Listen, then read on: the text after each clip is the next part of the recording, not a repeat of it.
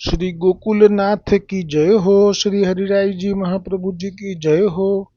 श्री गोपेश्वर जी प्रभु जी की जय हो। समस्त वल्लभ कुल परिवार की जय हो। शिक्षापत्र 27મો શ્લોક 12મો અને 13મો। આ શિક્ષાપત્ર શ્રી હરિરાયજી મહાપ્રભુજીએ આપણા લઘુ ભ્રાતા ગોપેશ્વરજી પ્રભુને નિમિત્ત કરી મિશ કરી અને સમગ્ર આચાર્ય બાળકો જે પ્રગટ થશે એમના સમાધાન અર્થે છે, એમના પોષણ અર્થે છે। જેમ વૈષ્ણવોના પોષણ માટે આપે 84,252 વૈષ્ણવોની વાર્તા પ્રગટ કરી, એ જે સત્સંગ કરે છે એમનું પોષણ થાય છે વૈષ્ણવોનું, એવી રીતે શિક્ષાપત્રનું જો મનન કરે, ચિંતન કરે આચાર્ય કુલ બાળકો, તો તેમને કોઈ સંશય રહેવા પામતો નથી। શબ્દાર્થ: ભક્તિ માર્ગમાં રહેનારા અને એટલે કે પુષ્ટિ માર્ગમાં રહેનારા આચાર્ય બાળકો જો પુષ્ટિ માર્ગના ફળની ઈચ્છા રાખે તો તે અન્યથી વિરક્ત શ્રી કૃષ્ણના જ ગુણમાં અંતરાત્માને આસક્ત કરનારા અને આપણા શ્રી મહાપ્રભુજી વલ્લભાચાર્યજીને શરણે જનારા અને એમનામાં જ વિશ્વાસ રાખનારા અને સમગ્ર પદાર્થોનો ત્યાગ કરનારા તથા તેમના એટલે કે મહાપ્રભુજી વલ્લભાચાર્યજીના જ દર્શનમાં ઉત્સુક થઈને નિરંતર આચાર્ય કુલ બાળકોએ સ્થિતિ કરવી જોઈએ। હવે આ વિવેચન કરતા કહે છે કે પૂર્ણ પુરુષોત્તમ શ્રી કૃષ્ણચંદ્રના મુખારવિંદ રૂપ શ્રી મહાપ્રભુજી વલ્લભાચાર્યજીએ પ્રગટ થઈ પુષ્ટિ માર્ગ પ્રગટ કર્યો છે।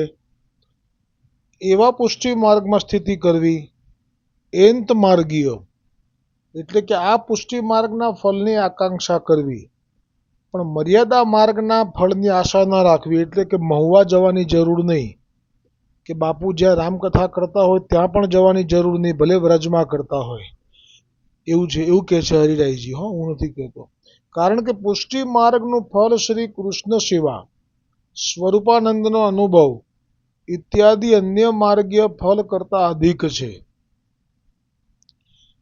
મર્યાદા માર્ગનું ફળ સ્વર્ગલોક, બ્રહ્મલોક, ચતુર્વિધ મુક્તિ એટલે કે મર્યાદા માર્ગમાં જે કોઈ છે એ કોઈક સ્વર્ગલોકથી સંતોષ માણી લે છે, તો કોઈક એનાથી વધારે જે તપ કરવાનો ભાવવાળા હોય તો એ બ્રહ્મલોક સુધી પહોંચી જાય છે। એનાથી પણ જો આગળ કોઈ ભજી લે છે ભગવાન મર્યાદા માર્ગીય વિષ્ણુને, તો તેમને 4 પ્રકારની મુક્તિ પણ પ્રાપ્ત થઈ જતી હોય છે।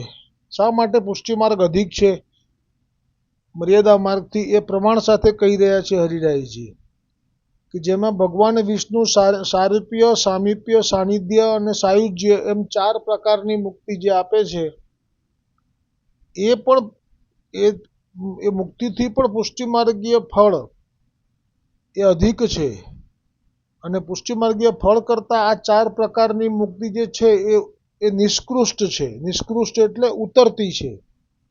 તેથી એવા નિષ્કૃષ્ટ ફળની આકાંક્ષા આચાર્યકુલ બાળકોએ ન કરવી।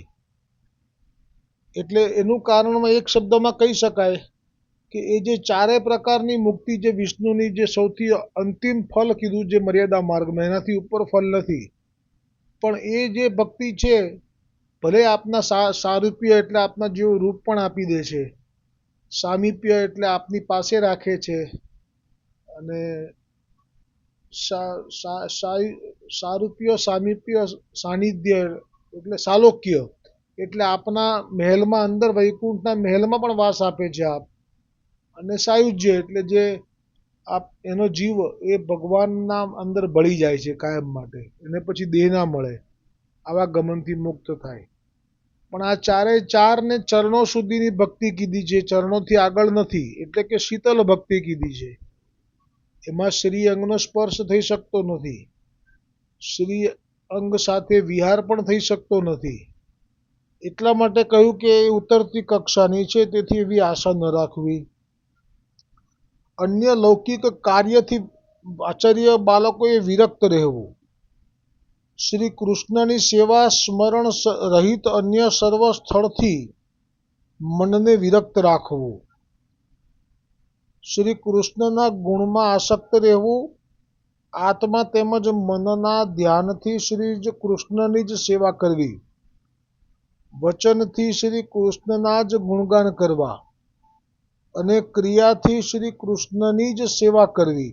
આ તો એવો શ્લોક છે કે જે ખરેખર તો સુખદેવજીએ જ્યારે પરીક્ષિતે સર્વપ્રથમ પ્રશ્ન પૂછ્યો હતો કે મારે કોનું ધ્યાન ધરવું, કોનું સ્મરણ કરવું, કોની સેવા કરવી, કોનું મનન કરવું, કોનું ચિંતન કરવું, તો આવો જ શ્લોક શ્રી સુખદેવજીએ પરીક્ષિતને કહ્યો હતો, જે હરિરાયજી આચાર્ય કુલ બાળકોને કહી રહ્યા છે કે જેથી એ મર્યાદા તરફ ખેંચાય નહીં. કેમ કે આપના ખેંચાવાથી એની અસર વૈષ્ણવ ઉપર કેટલી બધી પડે.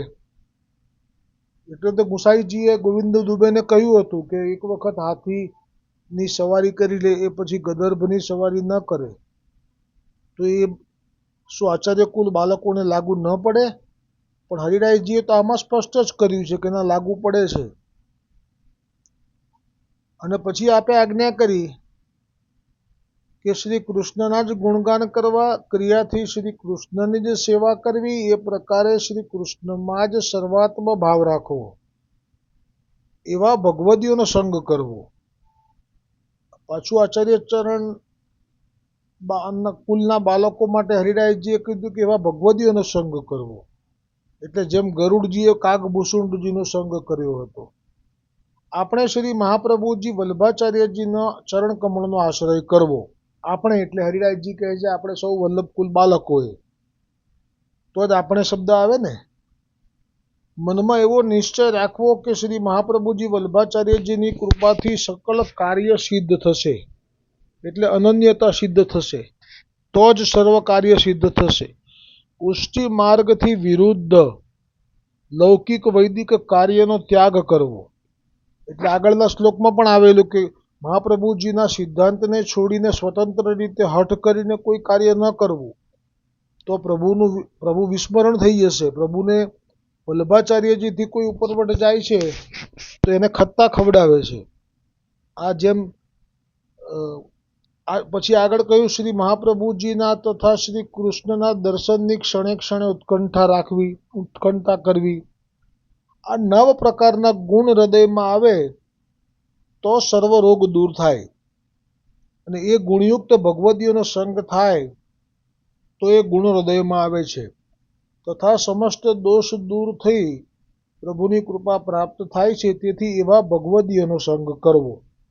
એવું હરિરાયજી મહાપ્રભુજીએ શ્રી ગોપેશ્વરજી પ્રભુને આ પત્રમાં લખીને આપના જ વંશના બાળકો માટે આવો સંદેશ આપ્યો. આવતીકાલે 14મો શ્લોક આવશે. શ્રી ગોકુલનાથ કી જય હો, શ્રી હરિરાયજી મહાપ્રભુજી કી જય હો. ને જેમને માટે આ પત્રો પ્રગટ થયા છે એ ગોપેશ્વરજી પ્રભુ અને સમસ્ત વલ્લભ કુલ પરિવાર કી જય હો.